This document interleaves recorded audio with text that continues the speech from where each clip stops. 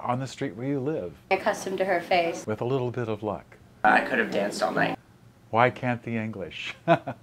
There are actually, My Fair Lady is just one great song after the other.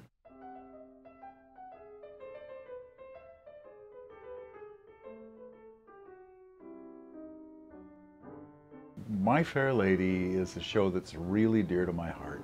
I've been in the show 3 times. So I know the show well, and I've been thinking for a long time about wanting to do a chamber version with 11 actors and 2 pianos. And so that's what we're going to present for you at SF Playhouse.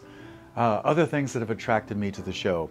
I always felt like there was a more powerful love story at the center of Fair Lady, and with Rex Harrison 30, 40 years older than Julie Andrews, that just never really happened in obviously the wonderful movies. So I've cast a really young Higgins and a really young Pickering and a street tough Eliza who stands up to them both and is never a ninny. So there's a little more chemistry, a little more personal dynamite in the story.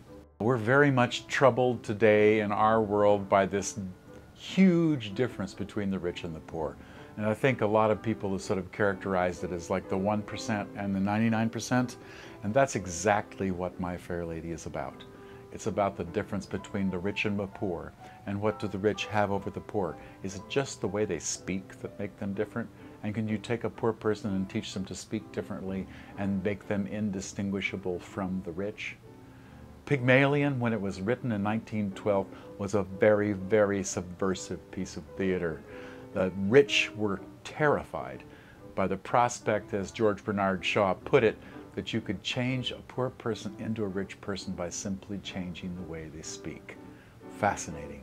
It's just dirtier. It's gritty. It's gritty, it's dirtier, it's sexier. I think it's pared down. It's intimate. Yeah, so the stories of the characters come out a little bit more clearly. Mm-hmm. And I think since it's a show that people know so well, every number is a little bit of a tweak on what people are expecting. Yeah. The score is actually my deepest affection for the music. It's fabulous music, and it's the only musical that is truly also a brilliant play, because it's taken almost word for word from George Bernard Shaw's Pygmalion.